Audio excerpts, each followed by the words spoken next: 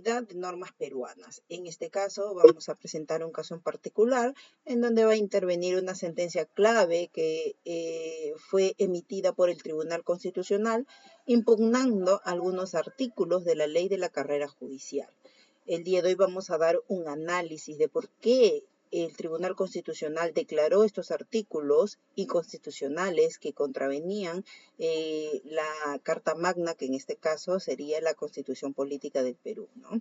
El fundamento es la vulneración de la autonomía del Poder Judicial y el principio de separación de poderes del mismo.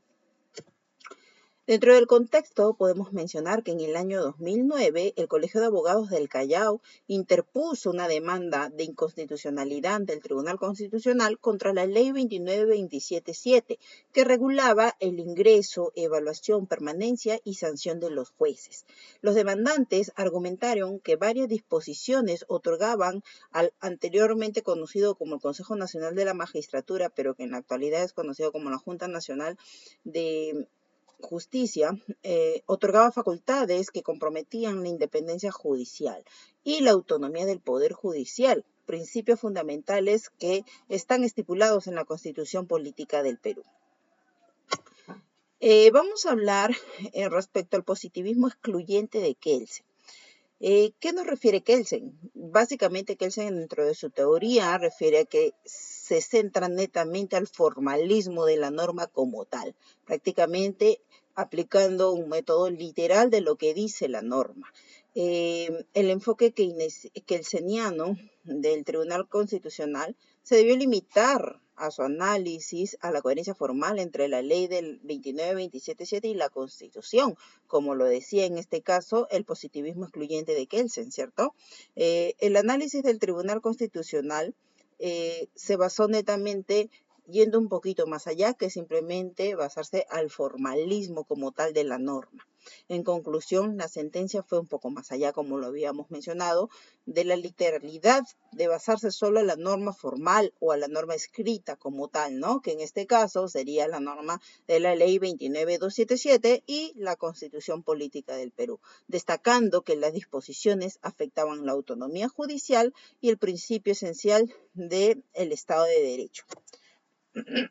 Luego hablemos del positivismo incluyente metodológico de Hart. Por el contrario, a diferencia de Kelsen, Hart menciona y explica en su teoría que realmente no solo se basa a la norma escrita como tal, sino que incluye la moral que tiene que ver y afianza mucho al formalismo de la norma, sin quitarle efecto, claro está. Entonces, Hart sostiene que la aplicación judicial requiere criterios de moral interna del derecho en zonas de indeterminación de la norma. Los valores esenciales, la sentencia argumenta que la designación de jueces sin concurso afecta el mérito y la imparcialidad. ¿Qué es lo que pasa? El Jurado Nacional de Justicia estaba encargado de designar, de ratificar, incluso de separar a jueces sin tener una justificación clara que iba en contra de la constitucionalidad de sus derechos. Entonces, la coherencia, esta interpretación del Tribunal Constitucional es coherente con el enfoque de Hart, ya que no solo se basó netamente a la norma escrita como tal, sino que fue un poco más allá, integrando valores esenciales del Estado constitucional de derecho. Hablemos del positivismo crítico de Ferrajoli. El juez es garante, dice Ferrajoli. ¿Qué significa? Que básicamente el análisis que dé el juez en base al formalismo de la norma y a la moral va a defender los derechos fundamentales de la persona, como la libertad, por ejemplo. Entonces, el razonamiento del Tribunal Constitucional coincide con la idea de Ferrajoli, ¿no? De que el juez constitucional es un garante de los derechos de la persona, más que un mero aplicador de la norma. Entonces, va muchísimo más allá incluso de que simplemente la norma y la moral. Ahora aquí ya defiende también los derechos constitucionales que encontramos en la Constitución Política del Perú y en los tratados internacionales. Entonces, su labor implica controlar la racionalidad y la legitimidad del poder legislativo. El derecho no se separa de la moral jurídica, entendida como un conjunto de principios constitucionales que limitan al poder. Luego tenemos al realismo jurídico de Rawls.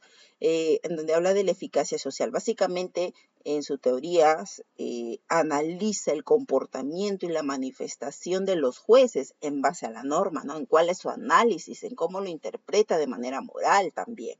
Entonces, la eficacia social. Los jueces interpretan el derecho en función a su eficacia social y moral, no solo de su estructura formal. Entonces, las consecuencias prácticas. El Tribunal Constitucional evaluó las consecuencias prácticas que conllevaban a la ley 29.27.7 sobre la independencia del sistema jurídico. Y el agente de cambio, el Tribunal Constitucional actuó como un agente activo, adaptando el sentido del derecho a las necesidades reales de la sociedad peruana. Esta aproximación evidencia el apartamiento del positivismo formalista y la incorporación de criterios empíricos y pragmáticos. En síntesis, toda esta postura del Tribunal Constitucional peruano conllevó a que utilizó todas estas teorías, ¿no? Asumió una postura integral y combina múltiples enfoques.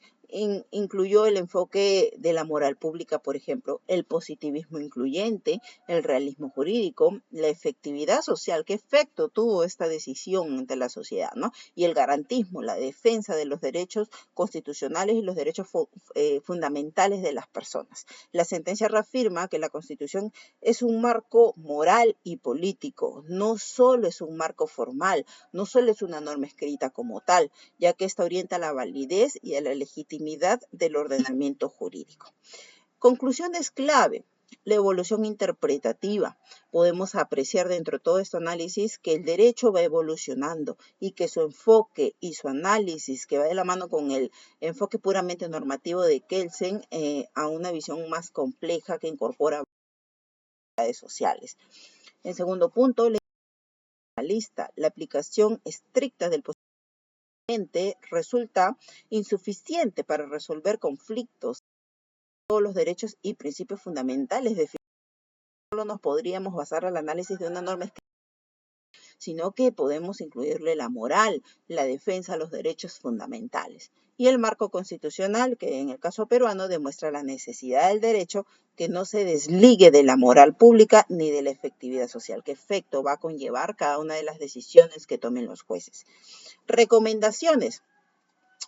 Formación integral, promover la formación filosófico-jurídica integral en los magistrados para aplicar una ley con sentido crítico, ¿no?